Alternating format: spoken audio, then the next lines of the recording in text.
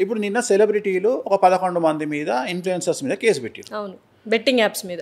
వాళ్ళు వాస్తవంగా 1 మిలియన్ మందికి తెలుసు అనుకుందాం.